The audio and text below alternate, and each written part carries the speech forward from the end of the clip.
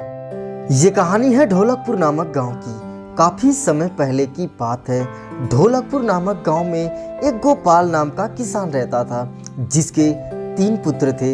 एक का नाम रामू, दूसरे का नाम श्यामू और उसके तीसरे पुत्र का नाम किशन था।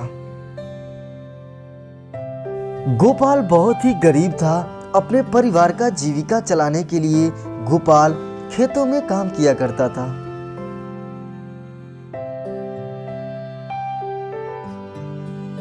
सुबह से लेकर शाम तक गोपाल खेतों में काम करता था। फिर वह थका हारा शाम को वापस अपने घर चला जाता था।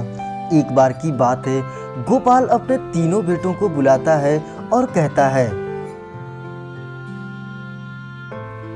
अरे बेटा, तुम लोगों को पता है कि अब मैं बूढ़ा हो चुका हूँ। मेरा हाथ पैर भी अब ठीक से काम नहीं कर रहे। चलो मेरे साथ खेतों में कुछ हाथ बटाओ। उसके बाद उसका बेटा श्यामू कहता है, अरे नहीं नहीं पिताजी, हम लोगों से नहीं हो पाएगा ये खेतों में काम। जब तक आप जीवित हैं तब तक हम लोगों की किसी बात की चिंता नहीं है। ये बात सुनकर गोपाल को बहुत ही बुरा लगता है। फिर वह अपने काम में हर रोज की तरह खेतों में काम करने चला जाता है।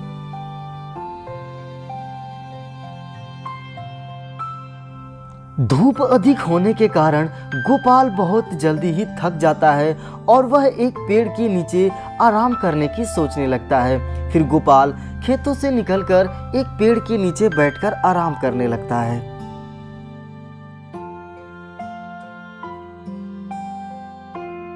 गोपाल पेड़ की छांव में बैठकर अपने तीनों बेटों के बारे में सोचता है। ई प्रभु, क्या होगा मेरे तीनों बेटों का? आप ही मेरे उन तीनों बेटों का रक्षा करिएगा। इतने में उस रास्ते से एक ऋषि मुनि जा रहे थे और गोपाल को देखकर रुक जाते हैं और कहते हैं, गोपाल, तुम बहुत ज्यादा ही चिंतित लग रहे हो। आखिर क्या परेशानी है तुमको? मुझे पूरी विस्तार पूर्वक बताओ। गोपाल उस ऋषि मुनि से अपने तीनों बेटों के बारे में बताता है और कहता है, प्रभु, मेरे 3 बेटे हैं और मैं अपने बेटों से कहता हूँ कि चलो खेतों में मेरे साथ हाथ बटाओ, तो मेरी एक भी नहीं सुनते। गोपाल की सारी बात सुनकर के ऋषि मुनि के समझ में आ जाता है। उसके बाद गोपाल को ऋषि मुनि एक तरकीब बताते हैं और कहते हैं, गोपाल, मेरे बताए गए बातों का अच्छे ढंग से उपयोग करोगे तो तुम्हारे बच्चे काम करने के लिए राजी हो सकते हैं। ऋषि मुनि के द्वारा बताए गए तरकीब गोपाल को अच्छी लगती है और वह अपने घर चला जाता है। घर जाकर गोपाल अपने तीनों बेटों को बुलाता है। उसके बाद कहता है, बेटा, क्या तुम लोगों को पता है कि मैं हर रोज खेतों में काम करने क्यों जाता हूँ? क्योंकि हमारे पूर्वज बता के गए थे कि उस खेत में कहीं खजाना काट के रखे हैं। हर रोज मैं उसी खजाने की खोज में जाता हूँ। ये बात सुनकर रामू, श्यामू और किशन कहते हैं, पिताजी, आपको चिंता करने की जरूरत नहीं है। कल हम खेत से खजाने को खोद कर निकाल लेंगे। खजाने का नाम सुनकर रामू, श्यामू और किशन बहुत ज्यादा ही खुश हो जाते हैं और उसके अगले सुबह ही तीनों भाई उस खजाने की खोज में खेतों की तरफ निकल पड़ते हैं।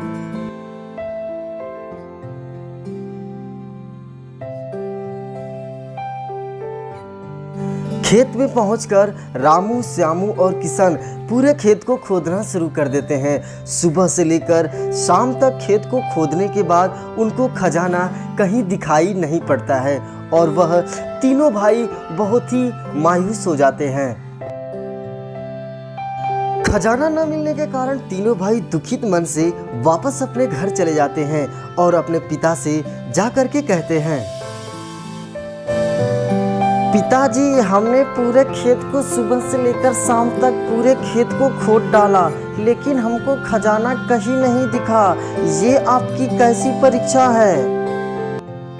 उसके बाद गोपाल अपने तीनों बेटों की मेहनत को देखते हुए कहता है, बेटा, तुम लोग जिस प्रकार सुबह से लेकर शाम तक खेतों में मेहनत किए, अगर उसी प्रकार खेतों में मेहनत करके अगर अनाज उगाओगे तो उससे बड़ा खजाना क्या हो सकता है। अपने पिता की बात सुनकर रामू, श्यामू और किशन के समझ में आ जाता है। उसके बाद तीनों भाई मिलकर खेतों में मन लगाकर काम करते हैं और फसल उगाते हैं। उसके बाद वह बाजार में ले जाकर बेच देते हैं। बाजार से वापस घर आने के बाद किशन अपने पिता से कहता है, पिताजी, अब आपको खेतों में काम करने की ज़रूरत नहीं है। अब हम तीनों भाई मिलकर अच्छे से खेतों में काम करेंगे। अपने तीनों बेटों की ईमानदारी और मेहनत को देखते हुए गोपाल बहुत ही खुश होता है और उनकी जिंदगी मौज में कटने लगती है।